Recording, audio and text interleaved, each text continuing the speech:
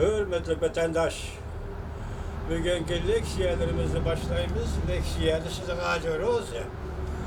Washington'dan sözdeyimiz. Bugün çislağa. 2019 yıl 5. ayının 18. günü. Haftaya şembe. Bugünkü mevzularda leksiya sözleşten başlaştan evvel vatandaşlara eğitimiz ki Azər Amerika Qoşmuş Ştatları bilen Cumhuriyet Halk Cumhuriyeti ovatları sizilip berilatkan soru söhbeti toxtu deyilgende. Biroq işki devletlerin hazırkı münasebetinin eğitkanda ciddilik derecesi belki işki hükümet bilişi mümkün. Lekin matbuatlardaki haberler ve hadislerge qarab olturup işki devlet münasebetinin hazırı qattiq bir devre kirib qalğanlığını görüp aldı. Mesela bugünlerden başlap bu meselede köprek nadallık kılıvatkan, akılsızlık kılıvatkan, kören Xitay milletçiligini bazarga selivatkan cüngolukla hazır özünün memleketleri içinde en adisi bir restorana kirip tamak yegen bir Amerikalıkka 25%'in baş töleysen de zorluk kılıvatkan. Vaziyet benim işe geldi. Restorana girip Cungo'da bir tamak yegen bir seyahatçi, bir nefer seyahatçi Amerikalık'a değil. Sen yegen tamağın için 25%'in baş töleysen de vatıdır. Bu çeketini aşkan zoravallık.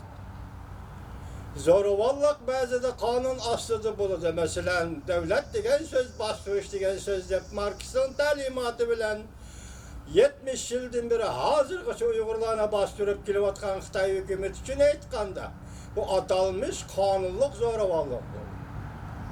Endi sen bir mihman aşkarga kirisi eninde 25%'in bacaradigan bolsan bu yerde ne kanun bolsun, ne siyaset bolsun, ne devlet bolsun mutehem.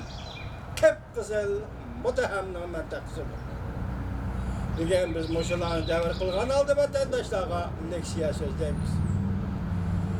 Mavzumunda Rusya matbuatları Cumhuriyet Savunma Ministerliği işbahatı bildirip uçar tarqatdı.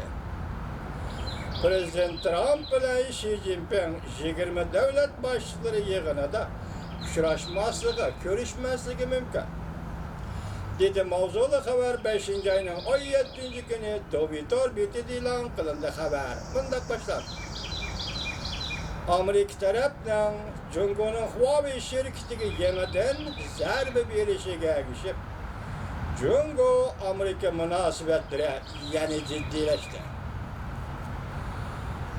İki devlet rehberlerinin 20 devlet başlıkları yığınında uçuruşa dikkat kıldı. Rusya matbuatları mundaq hesapladı. Növbətdeki vəziyyət aslında iki devlet rəhbərləri Yaponiyada, Osaka'da görüşməsliği mümkün. Rusya Müstəqillik Gazeti 5. ayının 16. günü xəbər ilan qılıb mundaq göstərdi.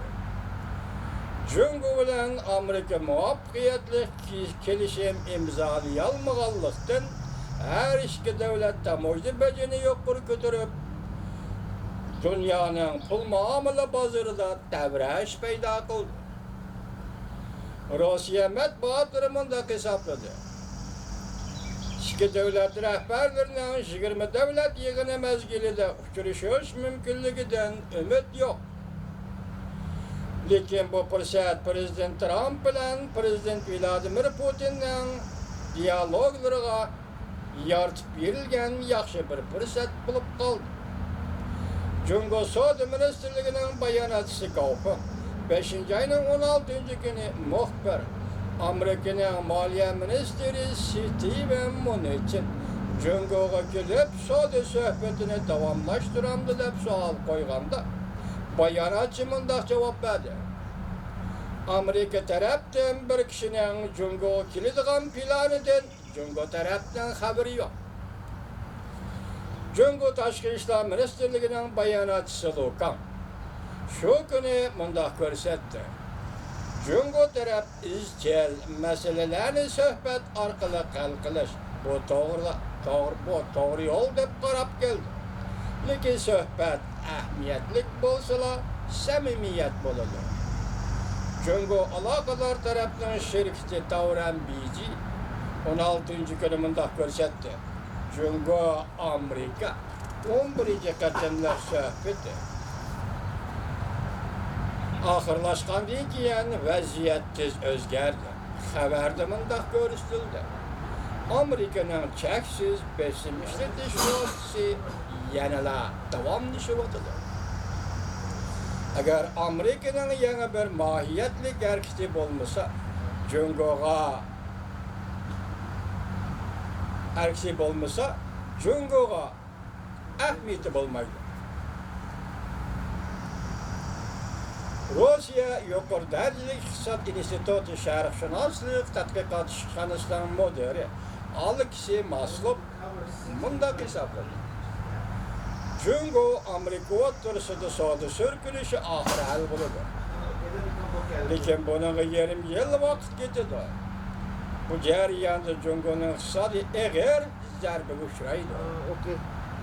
Amerika Qo'shma Shtatlarining prezidenti Trump, bundan burun prezident Trump bilan Rais Xi Jinping suhbati to'g'risida to'xtalganda mundaq ko'rsatgan edi. 6 ayning oxirida Yaponiyada 20 davlat guruhi yig'in mezgilida Cungo'ning raisi Xi Jinping bilan ko'rishish intayin unumli bo'ladi degan. Cungo Tashqi ishlar ministrligining bayonotchisi Lukan Cungo Amerika rahbarlari 20 davlat boshliqlari yig'inida uchrashamdi deb qo'yilgan savolga mundaq javob berdi. Cungo Amerika davlat rahbarlari o'rtasida munosabatlarni har xil shaklda saqlab kelyapti. Lekin konkret masalalarda navbatda sizlarni ta'minligida ahvol yo'q deb javob berdi Cungo'ning bayonotchisi.